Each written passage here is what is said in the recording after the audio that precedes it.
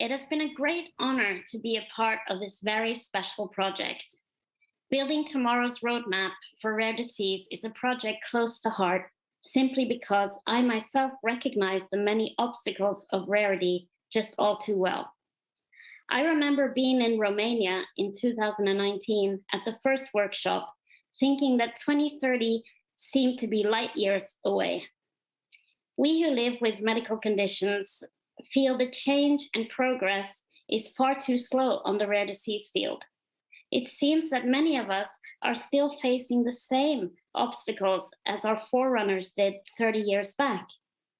It's a long road to diagnosis, an exhausting search for information that might not even be out there. Research and treatment options might not exist, or they don't exist in our corner of the world.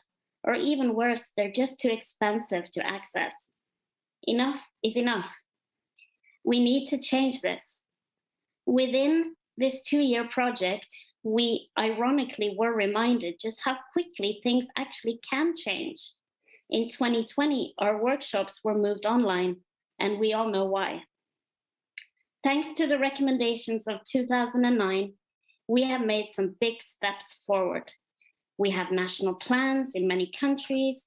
We are more connected through the huge machinery that the European reference networks are.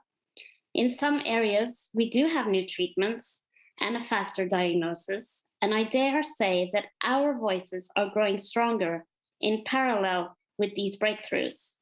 Look at where we're at. But my friends, there's no time to slow down. The clock is ticking.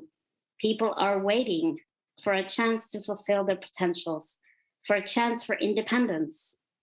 People are still waiting for equal rights to a precise diagnosis and to the newest innovations, to involvement and care on their own terms.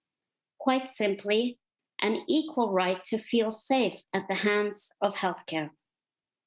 We have to keep on moving because rarity is not a problem to fix or overcome once and for all.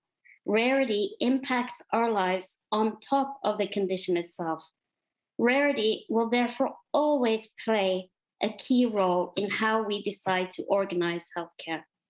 Let's keep on working on making the impact of rarity as manageable as possible. The recommendations of 2030 show us that we still need a protecting hand over rare disease when priorities are set, when budgets are debated, and when healthcare becomes a tug of war.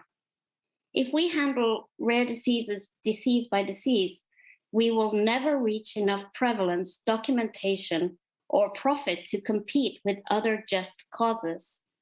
This will not lead us to the preferred scenario of Rare 2030, of a society of social justice. We need to look at the bigger picture, and therefore we need a new policy framework for rare disease at the EU level. The milestones achieved by ERNs prove what great progress we can achieve when we work together. But these infrastructures are not enough.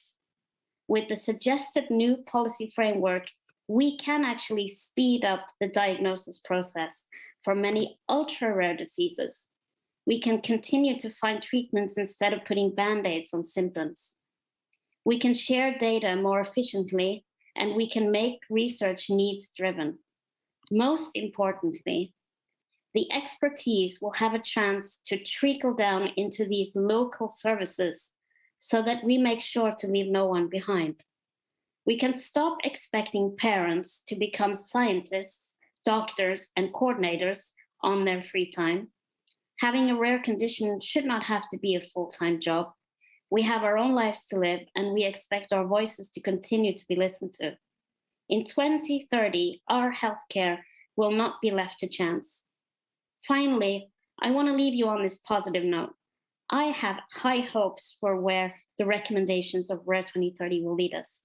The pandemic has shown us that we actually have the ability to work together. We have the infrastructure to develop a vaccine in less than 1 year.